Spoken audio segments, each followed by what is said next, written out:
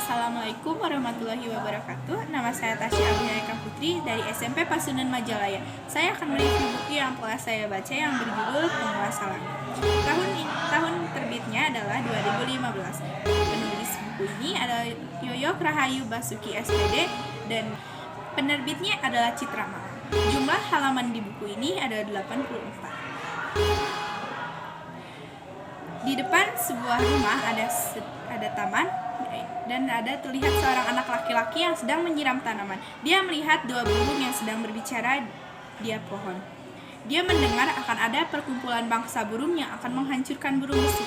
Dia mendengar, "Apa itu burung besi?" kata seorang burung. Dia ingin pergi ke sana, tapi sayangnya dia mendengar bangsa burung akan berkumpul di belakang sekolah pada jam tepat 12 malam. Dia mendengar karena dia terus menyiram tanaman tapi sambil melamun. Singkatnya, jam 12 malam dia pergi ke belakang sekolah.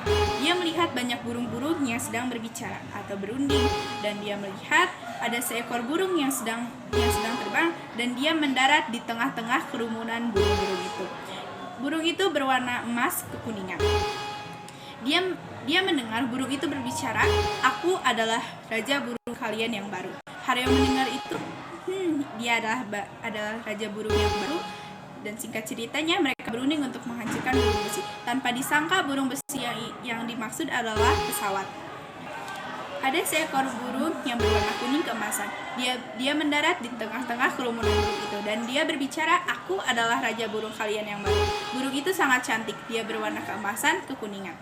Tanpa ia sadari, burung besi yang ia maksud adalah pesawat. Mereka mendengarnya, tapi mereka pusing ingin menghancurkannya dengan cara apa.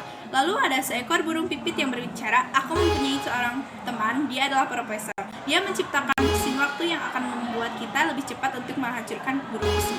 Kita bisa pergi ke sana dengan mesin waktu itu." Tanpa basa-basi, raja burung memanggil ia. Dan juga saat itu ada seorang kakek-kakek yang berbaju putih dan berambut putih pirang. Mereka pergi ke sana. Dan saat itu Profesor itu adalah profesor. Dia mengenalkan dirinya kepada bangsa burung. Tanpa basa-basi, dia menekan tombol dan lalu mereka melayang. Tanpa Hario sadari juga, dia tersedot ke dalam mesin waktu itu. Dan ketika ia sadar, ia terkejut.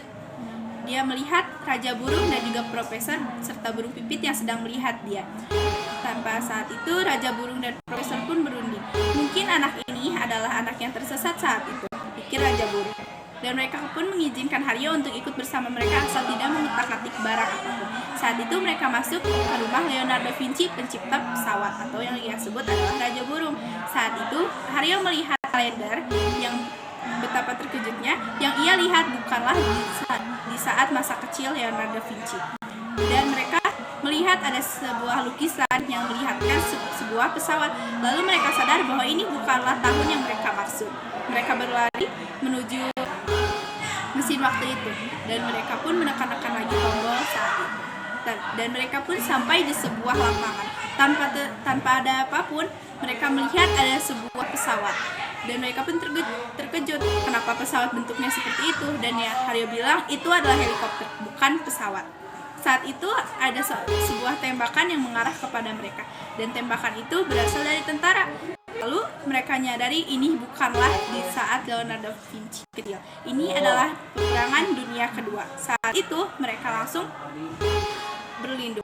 Dan lalu Raja Burung begitu murka karena mereka sudah salah 2 kali saat itu.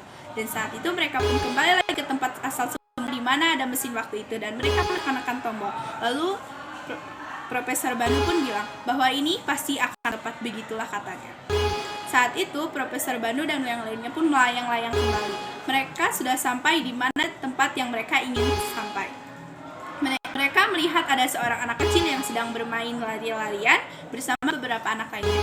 Betapa senangnya mereka menemukan Leonardo da Vinci saat kecil. Saat itu mereka berunding. Lalu Raja Burung bilang, "Ayo kita bunuh saja mereka." Tapi karena seorang Profesor Banu juga ayah, dia tidak ingin membunuh seorang anak kecil yang imut dan lucu. Saat itu Profesor Banu bilang, "Aku akan memberikan mereka mainan, karena jika anak-anak sudah diberikan mainan, mereka tidak ingin berhenti bermain." Lalu Profesor Banu pun pergi dan memberikan Leonardo da Vinci itu mainan. Betapa terkejutnya Profesor dan juga Raja Burung. Profesor Banu memberikan pesawat mainan kepada Leonardo da Vinci. Mereka bilang, apa yang kau lakukan? Kau akan terus mendukung mereka menciptakan burung besi. Singkat ceritanya, mereka kembali lagi ke asal tempat mereka, itu belakang sekolah. Tapi mereka memutuskan lagi untuk pergi.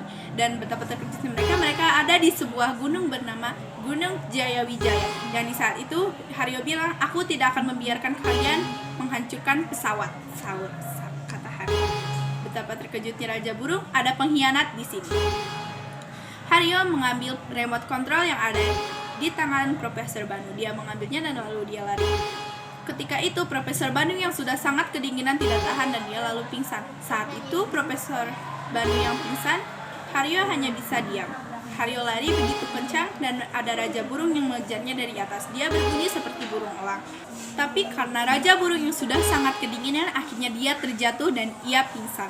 Saat itu Haryo menekan tombol dan ternyata ia kembali lagi bersama Profesor ke belakang sekolah. Saat itu Profesor Banu yang sudah mulai kehangatan, dia sadar. Kenapa kita bisa ada di sini? Haryo menceritakan semua dari awal.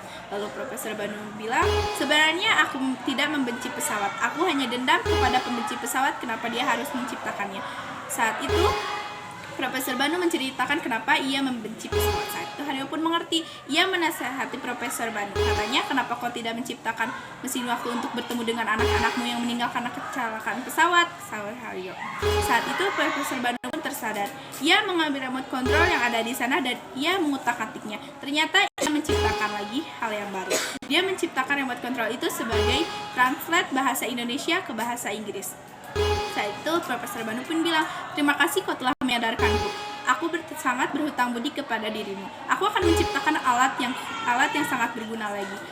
Pertemuan kita sampai di sini. Saat itu Haryo bilang, pertemuan kita sampai di sini. Saat itu Haryo pergilah kembali ke rumah. Dia pun mengambil remote control saat itu.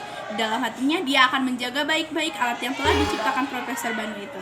Dan ketika paginya, ia membeli buku yang tentang pesawat karena dia sekarang ingin tahu bagaimana caranya pesawat digunakan dan apapun yang digunakan pesawat. Terima kasih telah mendengar cerita saya. Wassalamualaikum warahmatullahi wabarakatuh.